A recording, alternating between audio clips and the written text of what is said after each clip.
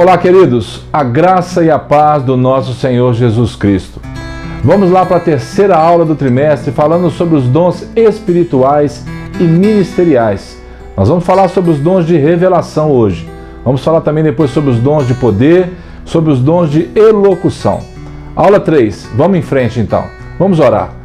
Pai, nós somos gratos ao Senhor, Deus, por todas as coisas que o Senhor tem feito. Muito obrigado, Deus, porque a cada dia nós temos tido experiências novas com o Senhor e, Deus, viver debaixo da Tua graça, papai, é realmente maravilhoso. Abençoa o meu irmão, abençoa a minha irmã com paz, com graça, com alegria, com saúde e com muita vida, vida em abundância nesse dia, Pai, em nome de Jesus. Vamos lá para o texto áudio. Que fazer, pois, irmãos? Quando vos reunis, um tem salmo, outro doutrina, este traz revelação, aquele outro língua e ainda outro interpretação. Seja tudo feito para edificação. Verdade prática. Os dons de revelação divina são indispensáveis à igreja da atualidade, pois vivemos em um tempo marcado pelo engano. Querido, seja cheio. Querida, seja cheia do Espírito Santo de Deus nesse dia, para discernir, para colocar em prática tudo aquilo que Ele tem te ensinado. Que sejam dias mesmo da abundância, da graça maravilhosa do Espírito Santo na sua vida.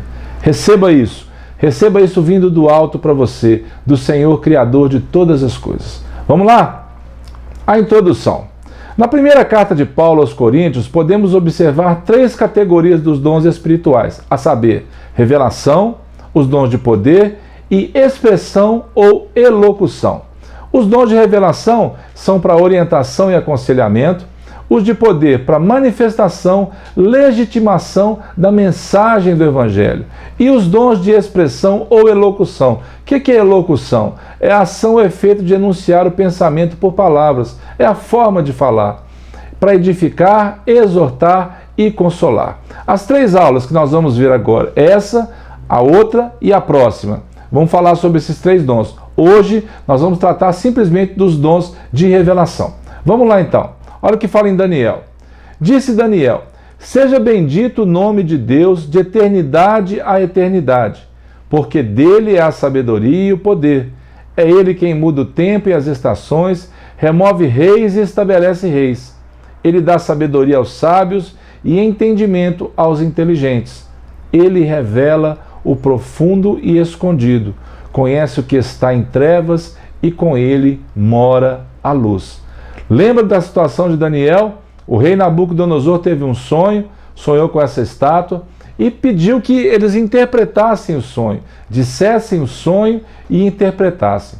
Os sábios, os magos, os entendidos daquela época do reinado de Nabucodonosor, ninguém pôde fazer isso. Mas Daniel orou a Deus e Deus, além de mostrar o sonho para Daniel, mostrou para ele também a revelação. A sabedoria abordada em 1 Coríntios refere-se a uma capacitação divina sobrenatural para tomada de decisões sábias e em circunstâncias extremas e difíceis. Foi o caso de Daniel. Nunca adquirida em livros, universidades, com nenhum curso, nenhum entendimento humano pode sobrepujar a sabedoria vinda de Deus. Lembra do Antigo Testamento? José, o faraó disse assim: olha, onde é que nós vamos achar um homem em que haja o Espírito dos deuses? José foi usado naquela época da fome do Egito, você se lembra disso? Salomão, a sabedoria que Deus deu para Salomão, num sonho à noite, Salomão pede sabedoria para Deus. E Deus faz o quê? Dá sabedoria para Salomão. Para você ter ideia, Salomão escreveu mais de 3.000 provérbios. Ele falou sobre plantas, sobre animais, sobre muitas coisas. E nós praticamente conhecemos 10% desses provérbios que ele pôde escrever, que ele deixou registrado. Então, amados, é muito importante você buscar essa sabedoria de Deus, essa revelação de Deus.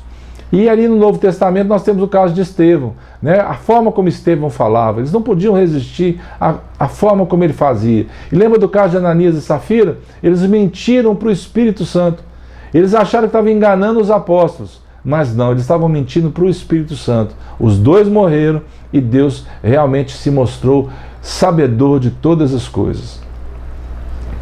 Os dons de revelação são 3: a palavra de sabedoria, a palavra de conhecimento e o discernimento de espírito. Os dons de poder: fé, curas, operação de milagres. E os dons de elocução, que são profecia, variedade de línguas e interpretação de línguas. Você vê que cada um puxa o outro, né? A palavra de sabedoria, de conhecimento, o discernimento para poder resolver as coisas, poder, fé, cura, operação de milagres, né? Nós vamos ver na próxima aula a diferença entre eles, e depois os dons de elocução. A palavra de sabedoria é de grande valor na tarefa do aconselhamento pessoal e no ministério pastoral. Entretanto, tenhamos cuidado para não confundir a manifestação desse dom com o nosso desejo particular. Nunca, nunca, nunca faça isso. Põe os seus objetivos acima dos objetivos de Deus, no aconselhamento, em tudo que você for fazer. Mediante esse dom, a percepção sobrenatural, tanto da necessidade como da palavra de Deus, traz a aplicação prática daquela palavra ao problema do momento. Foi o que Daniel fez, foi o que os discípulos fizeram no caso de Ananias e Safira, foi o que José, usado por Deus, fez na administração dos bens do faraó. Este dom não nos enaltece para um novo nível de sabedoria, nem nos torna impossibilitados de cometer enganos. Muito cuidado, você ainda erra. A palavra de ciência ou de conhecimento, ela é bem específica, amados.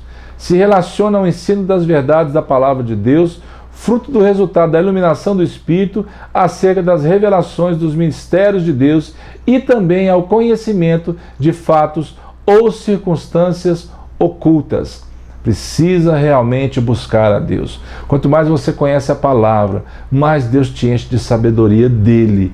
Mais as coisas ficam realmente fáceis de você administrar na sua mente, no seu coração. Saber que Deus sabe todas as coisas. Eu estava orando agora há pouco e falando com Deus. Deus, o Senhor sabe todas as coisas, inclusive as que eu não sei.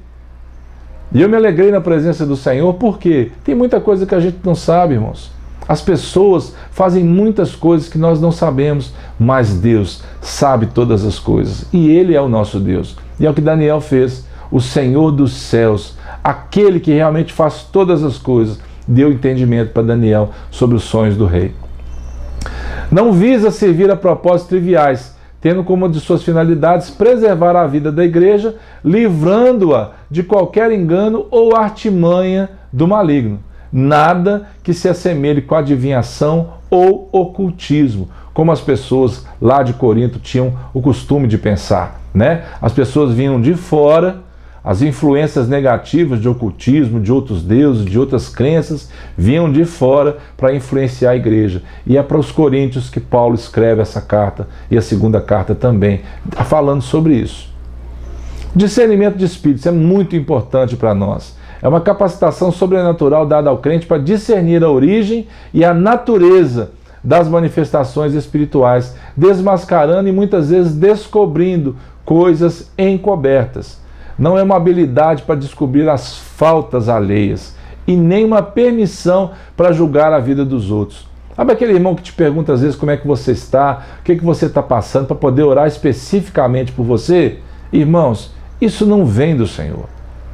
A fofoca não vem, a murmuração não vem, o queixume sobre a vida dos outros, isso não vem de Deus. O que vem de Deus é uma oração cheia de graça, cheia de poder para abençoar as pessoas. Vamos lá.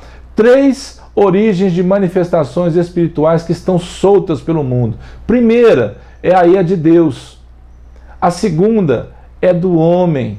E a terceira, do próprio Satanás. Então nem tudo o que acontece é de Deus, nem tudo o que acontece é do homem, nem tudo o que acontece é do próprio Satanás. Nós precisamos discernir. Por isso é tão importante para nós esse dom do discernimento dos espíritos. Amém, queridos? Por quê? Para você poder saber de onde vêm as coisas que estão acontecendo no mundo e na sua vida. A palavra nos orienta a provar os espíritos. Jesus conhece o segredo do coração humano, mas nós não. E por isso precisamos do Espírito Santo para revelar-nos a verdadeira motivação, muitas vezes daqueles que falam em nome do Senhor. A conclusão. A igreja de Jesus necessita dos dons de revelação para discernir entre o certo e o errado, entre o legítimo e o falso. Torna-se uma forma de proteção contra os ataques de Satanás e dos espíritos malignos. Que Deus conceda à sua igreja dons de revelação para não cairmos nessas ciladas pelo caminho. Amém, queridos? Então você já sabe. Se você já se inscreveu no nosso canal, desfrute do material que nós temos lá. Se não, inscreva-se no canal, compartilhe as aulas, pregue o evangelho, ore pelas pessoas, use os dons de revelação que Deus tem espalhado para tantas pessoas, para que você possa realmente cumprir o chamado de Deus para a sua vida. Que o Senhor te abençoe, uma excelente semana para você e até a próxima, se Deus nos permitir. Um abraço e fiquem com Deus.